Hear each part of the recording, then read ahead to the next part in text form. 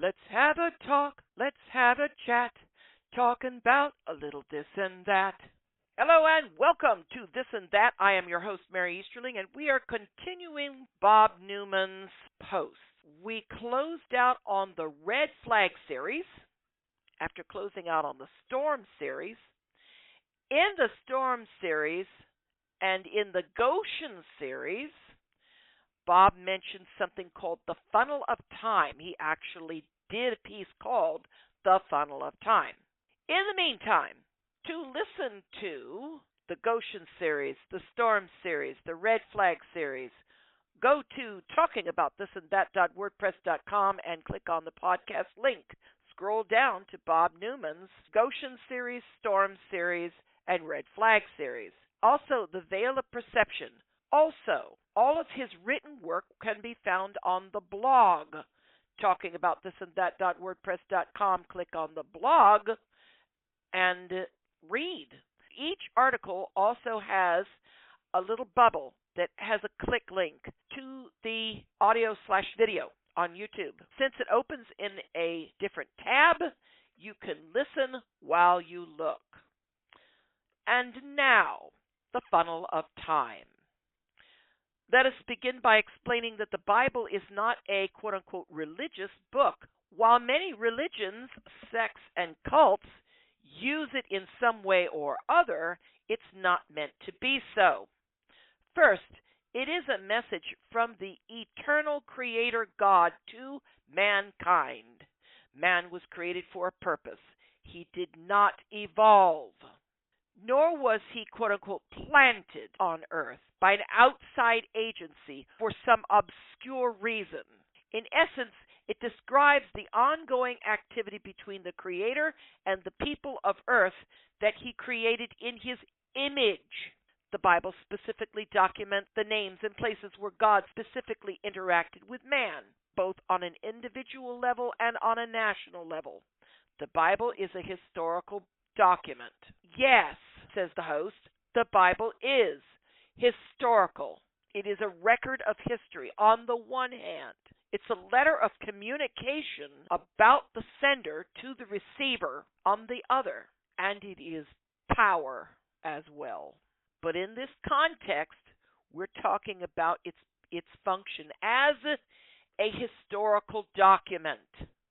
It is the record of the interaction with a creator God and what he created, the universe he created, and man that he put on the planet Earth across the spectrum of personal, national, cultural, whatever, all the interactions through all the different people, including his son. Bob writes, second, it is the blueprint of the eternal kingdom, to which I add, correct. It is a letter from the sender to the receiver. And yes, you could use the word blueprint. It outlines how things work in the eternal kingdom. Absolutely. It talks about God and his kingdom and how man fits into that, especially when it comes to Jesus Christ. Bob writes, it defines the rules of and by which man is called to live. To do so, God gives a point of reference and a general yardstick, his nature. As he explains his nature, we are shown his character and his mode of operation.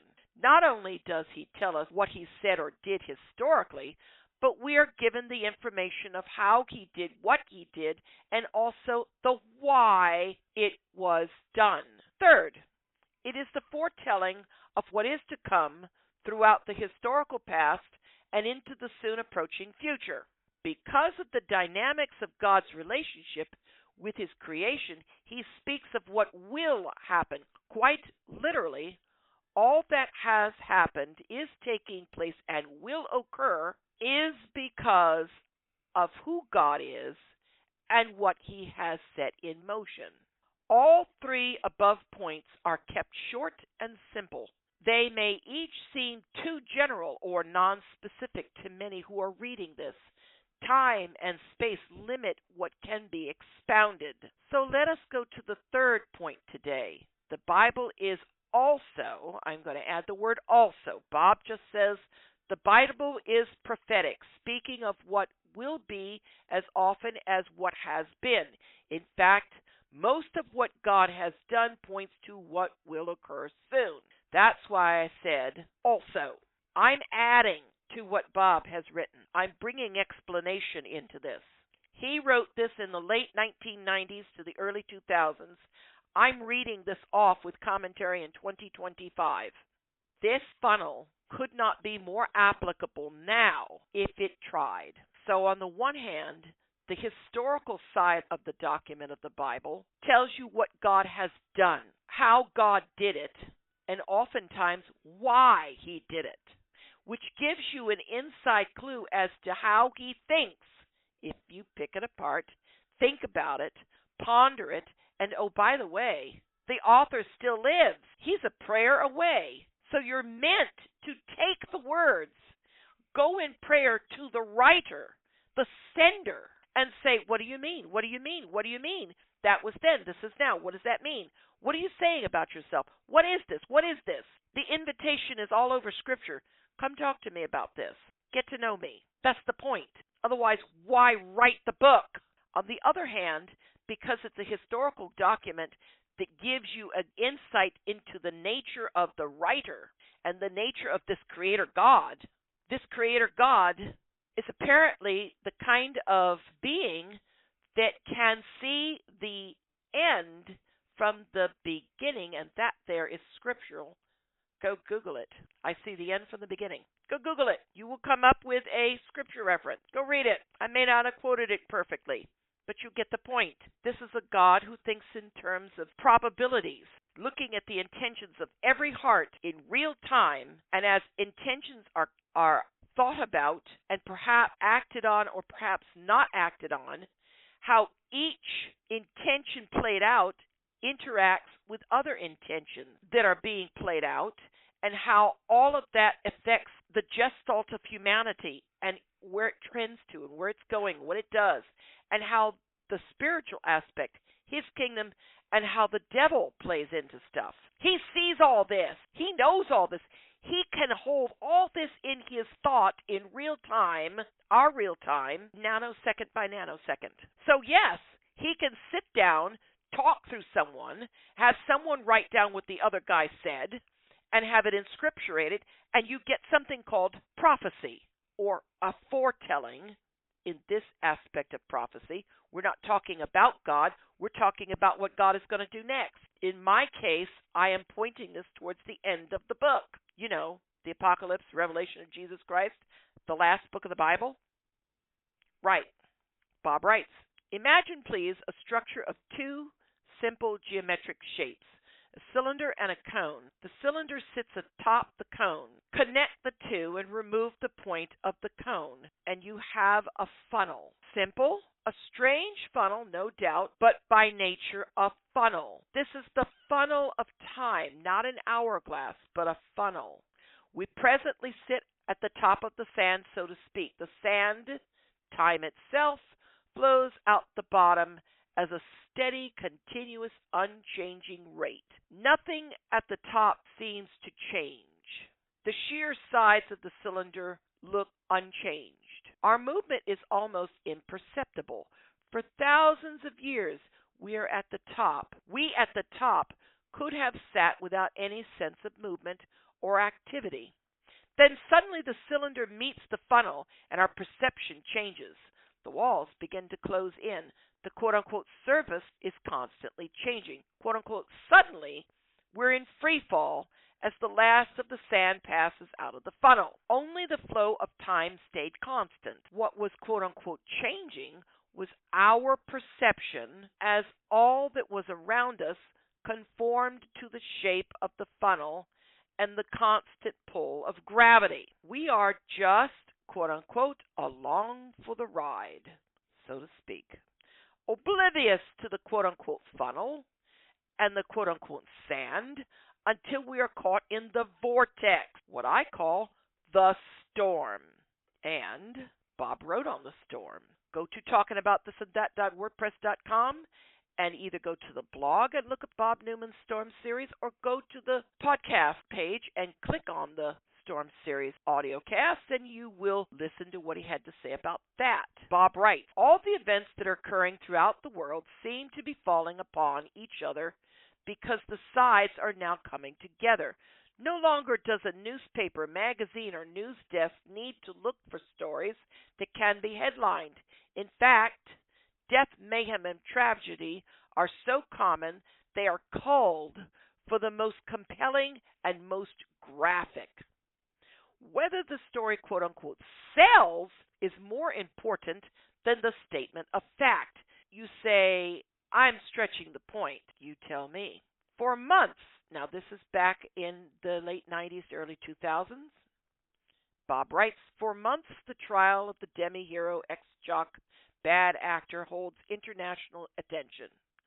So much that the residents of the Florida Panhandle were inadequately informed that a hurricane was bearing down on them. 2 people were murdered. Tragically, yes, failure to warn of a tragedy about to happen to tens of thousands is much more so. For that reason, this information is being presented to any who will take notice. Once you do so, our job has been done. Our account is not lacking. This ends Bob's message. I add, as of right now, we are at a world war of words. Our new POTUS might just hand the Ukraine to Russia. The news says we all saw Putin invade, but POTUS is actually correct when he calls Zelensky a dictator. Seems to me that I recall some time back that this was what Ukraine was bleating about, and that some people within Ukraine wanted to be a part of Russia and said they were Russians. And so Putin answered with, oh, you want to be a part of Russia? Let me help you. Bang, bang, bang, bang, bang. Now Zelensky, the complained about dictator at the time when things were nice and peaceful, is the great war hero because his hard-nosed dictatorial style lends itself to war more than peace. Oh, wow. Meanwhile, it seems as though some people in the Ukraine didn't want an independent Ukraine. They actually wanted to be a part of Russia. But should Putin have chosen that opportunity to make a land grab? Debatable. Meanwhile, another ploy is working. We stopped backing the Ukraine. We're doing negotiations. Meanwhile, the EU is about to step up and back the Ukraine or try to come against America and Putin. Those are the worst 2 words I can say here. But this is what it looks like. It looks like we and the Russians have gotten into bed with one another. POTUS and Putin like each other. Putin says he likes POTUS. POTUS says Putin's not bad. He can relate to the guy. The news tells us that Putin's a bad man. Yeah, who runs the news agencies? Oh, all the ads. Bob did something on that, and he talked about that. You'll want to go through the blog. This segment brought to you by, there you go. I say, our newscasters have become curated by industry, by advertising, by product sales. That does not help us. Meanwhile, some of the prophetic is talking about the quote-unquote nations coming into alignment, and indeed they are polarizing now. See, the quote-unquote proxy or quote-unquote surrogate wars just ended. There were 2 of them. One with the Ukraine and the other with Gaza. We want to buy the Gaza, turn it into I don't know what. The Riviera of the East? It's the what did he say? The Riviera of the Mediterranean. Hilarious. Hilarious. And I wonder who's going to pay for this. And I wonder how we're not going to have boots on the ground. Because this is a sovereign territory. So while he's chit-chatting about Ukraine and Putin, he's also chit-chatting with, and unbelievably, there was a prophecy out there, Kim Clement, this guy did it again, about the Saudi princes sitting down talking with Trump. This guy did it again. You're going to have to take a look at it. Saudi princes talking to Trump. It's a prophecy. Anyway, all of the macho war swinging has stopped. You can see where I was going to go with a different comment.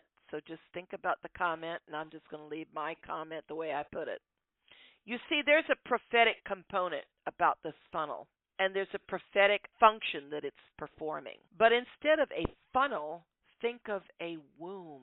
Time birthing an eternal plan written in the late 80 to 90s AD, not 1980 or 1880s, 80 AD to 90s AD, okay? Before year 1000. By one John the Beloved, the last living apostle. I have long asked what it would take to get a quorum of 10 nations to give in to a regime that was global and, quote unquote, pseudo Christian. Here is the danger of Christian nationalism and manifest destiny. It tends to dethrone Jesus and replace it with the church. Catholicism did that once, and God raised up a monk to shut it down. Enough said there. The funnel is God's time clock ticking down to the day Jesus returns. But between this day in 2025 and that day whenever it happens, a whole lot of not so wonderful stuff will have occurred. We will see the fire and the rain and the howling of the winds of his spirit shrieking through all the nations before the capital Lamb Lamb returns for his own. And that is this for the funnel of time. From this and that, there will be more of Bob Neumann's writings and other things. But for now, until then,